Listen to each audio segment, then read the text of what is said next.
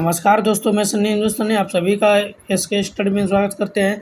तो चलिए, आज का जो रीजनिंग का क्लास है मोस्ट इम्पॉर्टेंट है। ठीक है, क्वेश्चन नंबर 13 देखिए। ये प्रैक्टिस सेट 41 है, इससे पहले 40 तक बता दी। ठीक है, ये 4 ऑप्शन दिया गया है, 5। ठीक है, तो इस सभी में आपको बताना है। क्वेश्चन क्या, उस विकल्प का चयन कीजिए जो दिए गए शब्दों के तार्किक और सार्थक क्रम में व्यवस्थित करता है। ठीक है, तो देखिए बिलियन है, बिलियन 4 ऑप्शन दिया। सबसे पहले क्या आता है, 100 आता है, फिर उसके बाद 1000 आता है। ठीक है, उसके बाद मिलियन आता है, फिर क्या आता है, मिलियन के बाद क्या आता है, तो बिलियन आता है, बिलियन के बाद ट्रिलियन आता है। ठीक है, यहाँ पे देखिए ये सभी इस प्रकार का है, यानी इसमें तार्किक रूप और सार्थक रूप का मतलब होता है जो पहले आता है उसका नंबर लिखिए, फिर जो बाद में आता है उसका नंबर क्रमिक यानी एक लाइन से लिखिए। ठीक है, तो ये किस ऑप्शन में है, 3, 5, 4, 1, 2, तो किस में मिल रहा है ये, तो यहाँ पे देखिए, यहाँ पे 3, 5, 3, 5 तो यहाँ पे किसी भी ऑप्शन में नहीं मिल रहा है ना। ये ऑप्शन किस ऑप्शन से मिल रहा है ये, तो ऑप्शन डी में मिल रहा है। क्यों मिल रहा है, क्योंकि अंक मिला है, 2 है, 1 है, 4 है, 5 है, 3 है। ठीक है, तो ये आपका बिल्कुल सही जवाब हो जाएगा। तो उम्मीद करते हैं मेरे प्यारे दोस्तों ये क्वेश्चन आपको समझ में आ गया होगा। ठीक है, देखिए 4 है, 2 नंबर से पहले अगर हम लोग यूज करेंगे तो बड़ी से छोटी की ओर हम लोग जाएंगे।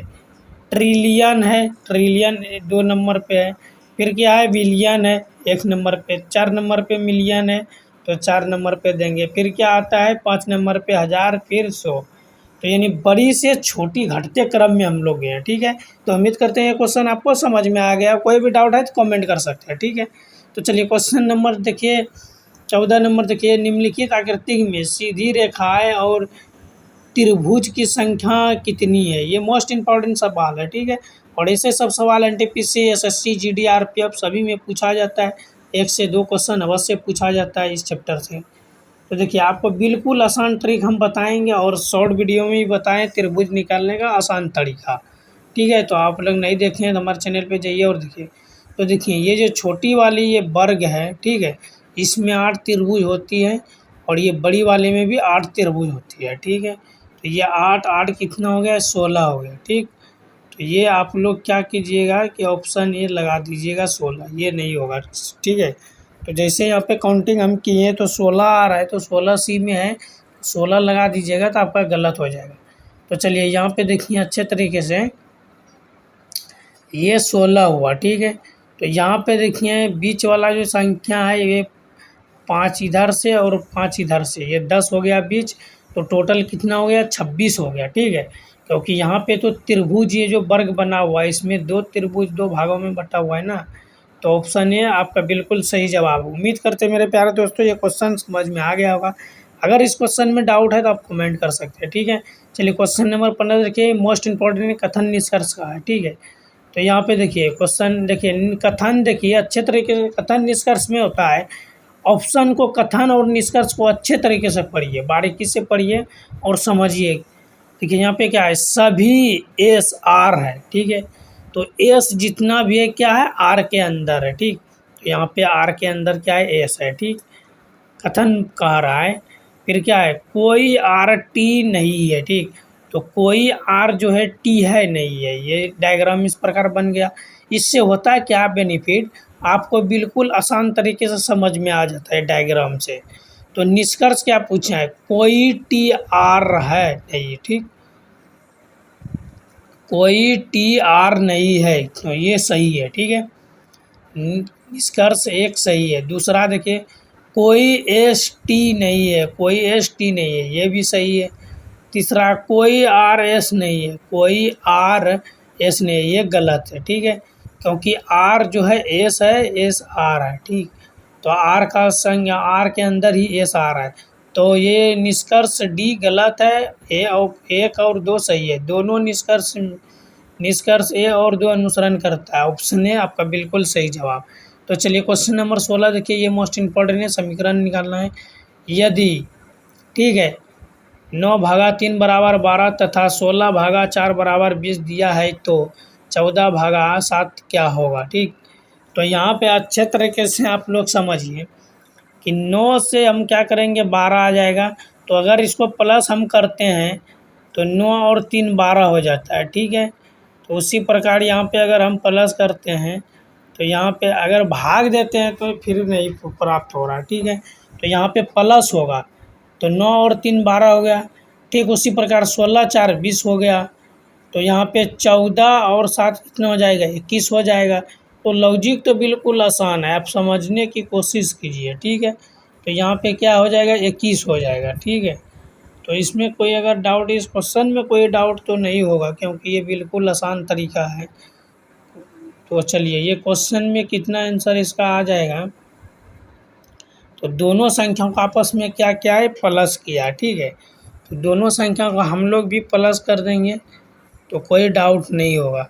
तो चलिए इसको हम प्लस करते हैं तो ये कितना हो जाएगा 21 हो जाएगा। 21 किस ऑप्शन में है, तो ऑप्शन डी बिल्कुल सही जवाब। उम्मीद करते हैं क्वेश्चन आपको समझ में आ गया होगा। ठीक है, चलिए क्वेश्चन नंबर 17 देखिए, किसी भाषा में एडवांस को HLCHUJL लिखा जाता है तो उसी भाषा में बोर्ड को किस प्रकार लिखा जाएगा। ठीक है, तो यहाँ पे अच्छे तरीके से समझने की कोशिश कीजिए। ये जो एडवांस है इसको ए से एच डायरेक्ट प्राप्त हुआ है, तो यहाँ पे 7 का डिफरेंट है, 7 प्लस हुआ। फिर डी से एल आया। ठीक है, तो डी से एल आया, आपको पता है कि सभी का प्लेस वैल्यू आपको याद रखना पड़ेगा। ठीक, तो डी से एल आया प्लस 8 हुआ, तो यहाँ वी से यू आया। ठीक, तो यहाँ से वी जो है वी से यू फिर 7 हुआ। ए से क्या आएगा जे आएगा। ठीक, तो ए से जे कितना प्लस हुआ, तो ये 7 प्लस हुआ। एन से यू, तो एन से यू यहाँ पे कितना प्लस हुआ, तो 7 प्लस हुआ। फिर एन से जे आया। ठीक, 7 प्लस हुआ। और सी से जे आया 7 प्लस हुआ। यहाँ ई से एल आया 7 प्लस हुआ। ठीक है, और यहाँ से डी से एल आएगा तो 7 होगा। तो इसमें प्लस क्या है +7 सभी में +7 है। तो यहाँ पे देखिए बी में अगर +7 करेंगे तो आई आएगा। ठीक है, उसी प्रकार ओ में +7 करेंगे आई आएगा। तो आई भी किस ऑप्शन से शुरू है, ऑप्शन बी में है, तो ऑप्शन बी आपका बिल्कुल सही है। अगर आप चेक करना चाहते हैं तो आगे चेक कर सकते हैं, नहीं तो ऑप्शन बी लगा के आप आगे बढ़ जाइए। ठीक है, तो बिल्कुल सही हो जाएगा। ठीक, तो देखिए ये बिल्कुल चेक करके भी बताते हैं। तो उम्मीद करते हैं क्वेश्चन आपको समझ में आ गया हो। चलिए नेक्स्ट क्वेश्चन की तरफ चलते हैं। अंग्रेजी वर्णमाला में बाएँ से 7वें तथा दाएँ से 9वें अक्षर के बीच में कितने अक्षर है। ठीक है, तो वो अंग्रेजी वर्णमाला। ठीक, तो यहाँ पे देखिए ये हुआ A to Z। ठीक, तो ए से जेड तक में कितना अक्षर है, टोटल 26। यहाँ पे अंग्रेजी वर्णमाला में दाएं से 7वें स्थान, तो 26 में 7 को हम माइनस करेंगे तो 19 आ जाएगा। ठीक है, बाएं से 7वें हो गया, तो दाएं से 9वें स्थान। ठीक है, तो ये हो गया 19।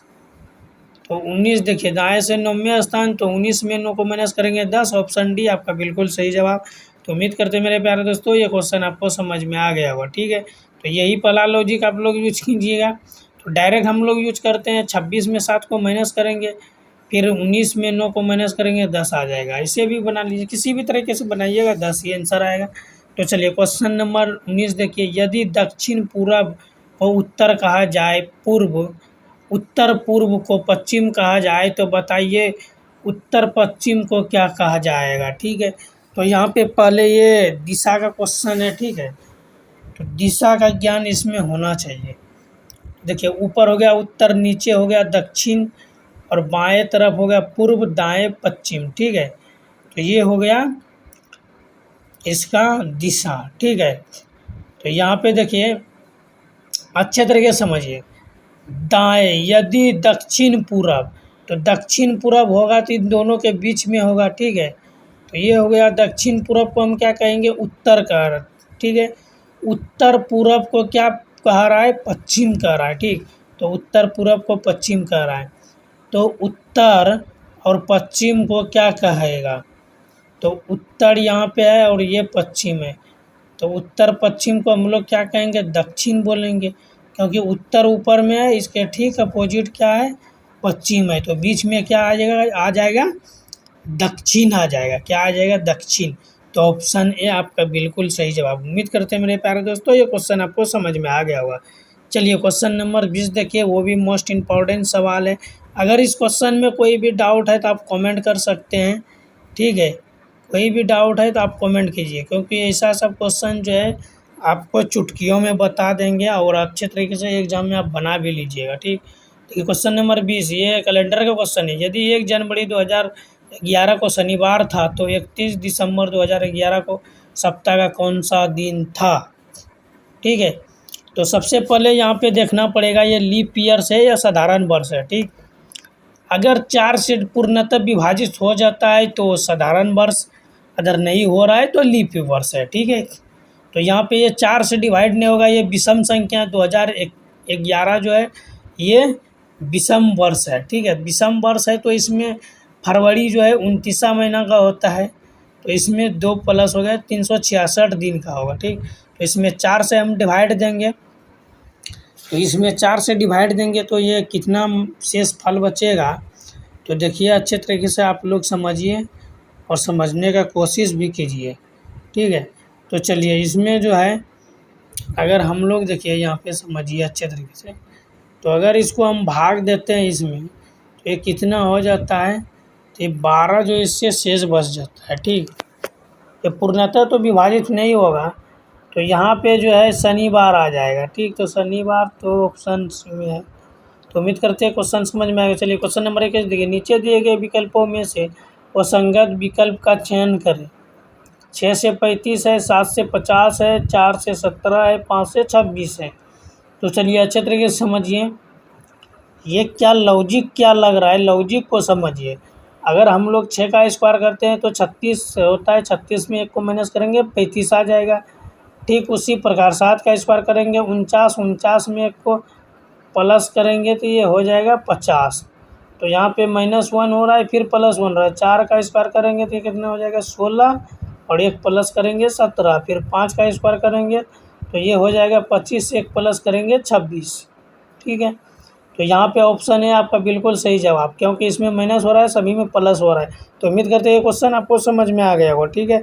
चलिए क्वेश्चन नंबर 22 देखिए, नीचे दिए गए कागज को मोड़ा और काटा जाता है तो खोलने पर कैसा दिखाई देगा।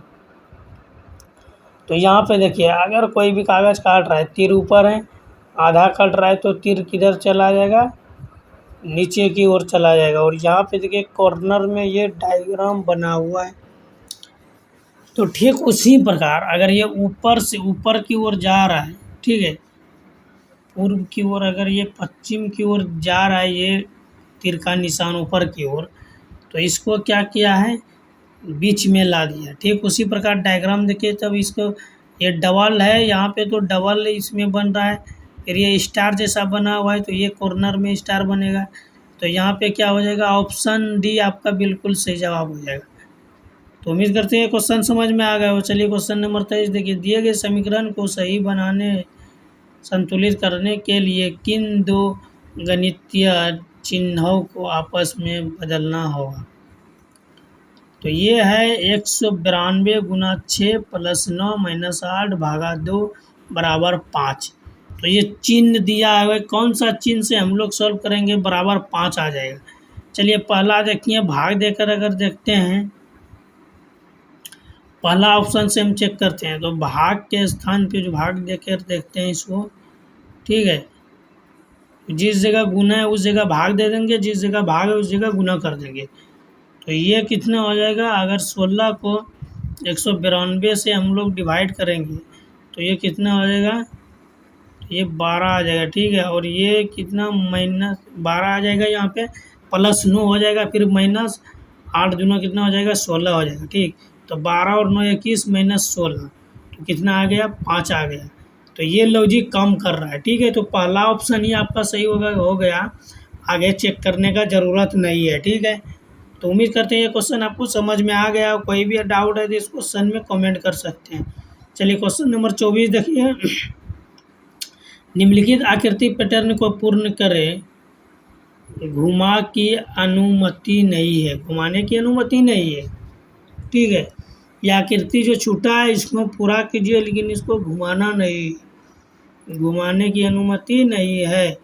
तो यहाँ पे अगर इसको हम पूरा करना चाहते हैं तो ये ऑप्शन सी इसमें परफेक्ट आ जाएगा। तो यहाँ पे देखिए अच्छे तरीके से किस प्रकार ये डायग्राम बनेगा। तो यहाँ पे देखिए ये तो ए तो नहीं होगा, बी भी नहीं होगा, ठीक है। तो ऑप्शन डी आ जाएगा, ठीक है। ए बी सी डी भी नहीं आएगा। क्यों नहीं आएगा? क्योंकि डी में देखिए यहाँ पे क्या डिफरेंट है, ये जो कॉर्नर है इसका, ये ऊपर से जो त्रिभुज जैसा बन रहा है ये कोना में आना चाहिए, लेकिन सी में ये कोना में नहीं है, तो ये बी में, तो बी ये गलत है। और ये जो डी है, डी में देखिए बिल्कुल त्रिभुज जैसा आकृति बना हुआ है, तो ऑप्शन डी आपका बिल्कुल सही जवाब। तो उम्मीद करते हैं ये क्वेश्चन आपको समझ में आ गया। चलिए क्वेश्चन नंबर 25 देखिए, असंगत आकृति का चयन करें, ठीक है। तो असंगत इसमें कौन सा है आकृति? ये भी तो ऑप्शन ए आपका बिल्कुल ऑप्शन। तो ये क्वेश्चन का जवाब जो है आप लोग कमेंट बॉक्स में देने का प्रयास कीजिए। तो मिलते हैं फिर नेक्स्ट वीडियो में, तब तक के लिए जय हिंद, जय भारत, वंदे।